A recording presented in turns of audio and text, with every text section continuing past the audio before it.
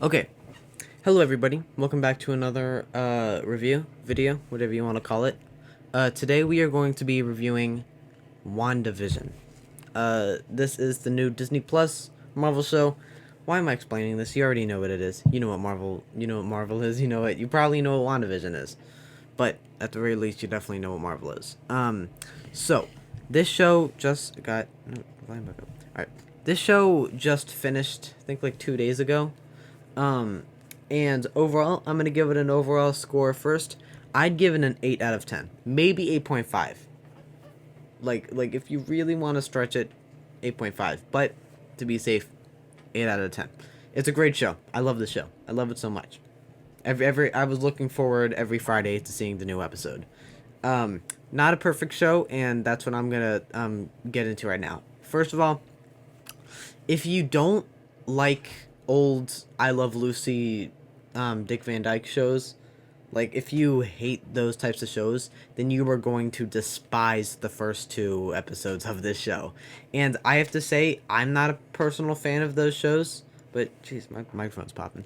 Um, and it starts off really slow. There are some parts in the first few episodes that, damn chair, that that are about the story, and there's this one part in, I think it was the first episode, spoiler warning for this one scene, where Vision and Wanda, no, Vision's boss is at dinner with them, and he was choking on some food, and that part right there gave me like, okay, practically chills, because that part was really good. It was really unnerving, so that part was good. But everything else, it did go a bit slow, and I feel like at least in the first two episodes, there just wasn't a lot of.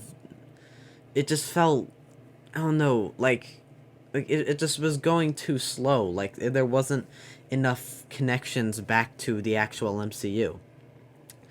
Um, but then in the third episode, it picks up, because at the end of the second one, we get, that's where the mystery, like the real. I mean, obviously, since the beginning, since the trailer, there's a mystery of what's going on, but but at the end of the second episode, that's where we really get launched into what's happening, or into, a mystery of what's happening. And then like the middle of the season, like early middle, is really when things like begin to kick up, because we start seeing little hints and things everywhere. Characters start speaking weirdly. We hear things coming out of like radios and things that seem to be from the outside world, and they are. um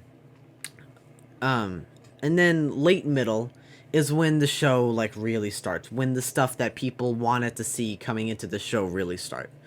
So yeah, it starts a bit slow, but once it gets going, and it really hooks you in. It's pretty awesome. So we see like the outside world. I won't dive too deep into it. I'd like to think that all the reviews that I give, like, aren't full spoiler reviews, but also aren't really full clean reviews. Not clean. I mean, like, spoiler free reviews. They're a bit in the middle. They're like mild spoilers. I don't like going one way or the other. Um, so yeah, that's then the mystery really starts, and you start piecing more things together. You find yourself piecing things together, and the show pieces things together. Um, and then yeah, there's, a big twist of who's like the real villain. Technically, it's, I can't. I've really decided to myself what I can say and what I can't. um, so yeah, it starts off slow. I think some of the I don't know. I think some of the decisions that the bad guy characters make sometimes feel a bit off, and a bit sloppy, and a bit, rushed decision wise. I mean, like they didn't give themselves enough time to think through. Let me turn off my heater. That they didn't give themselves enough time to, make a thorough decision on what they want to do. But other than that, see, there it is. Room's all nice and quiet now. Um, but other than that, I think this show's great. A lot of people have a problem with the finale, but to be fair, it doesn't surprise me. Why? When a finale to a TV show comes out, there will be people that hate it. It doesn't matter what it is. It doesn't matter. People like hating on new things all the time. You can't stop them. I didn't have a problem with the finale. it didn't like leave me speechless, but it didn't leave me underwhelmed either. It was actually pretty much exactly what I thought was gonna happen. But that's not exactly a bad thing. I really enjoyed it. I really enjoyed the whole show, minus a good bit of the first two episodes.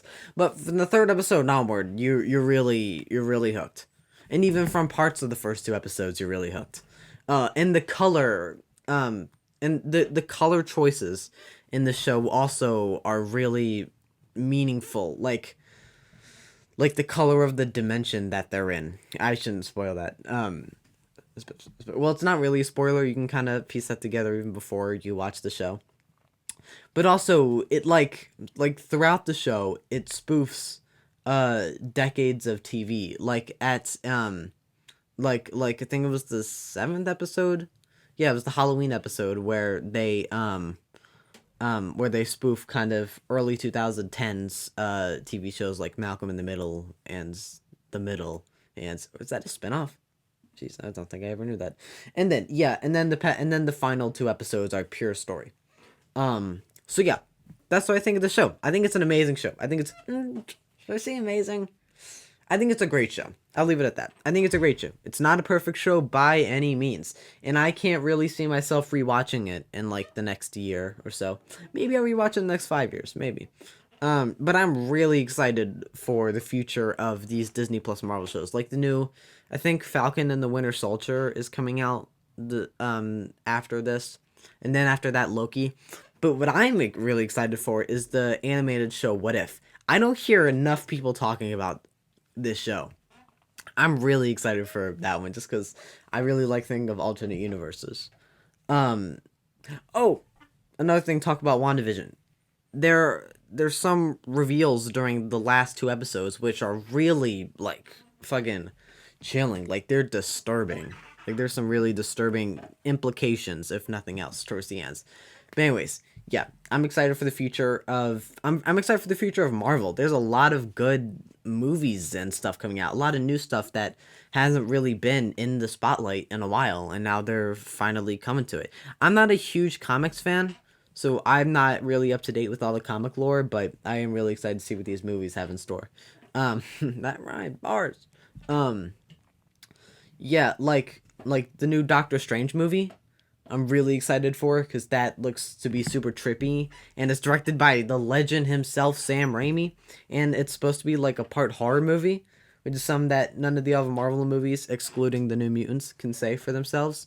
And then the new Thor movie, Love and Thunder, directed by Taika Waititi, and Thor Ragnarok is my favorite Marvel movie, hands down. It's just so damn fun. Oh my god, I love it.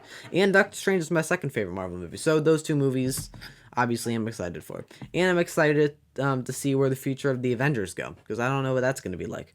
And yeah, new Spider-Man, of course. Everyone's looking forward to that. Whatever. Anyways, thank you so much for watching. If you liked it, please hit that like button. It would really be appreciated. Go check out my Twitch, all my social medias, and everything. On Twitch, we're going to be streaming a lot of video games soon. We have a lot of cool stuff coming up. New FNAF game, new Resident Evil 8 game.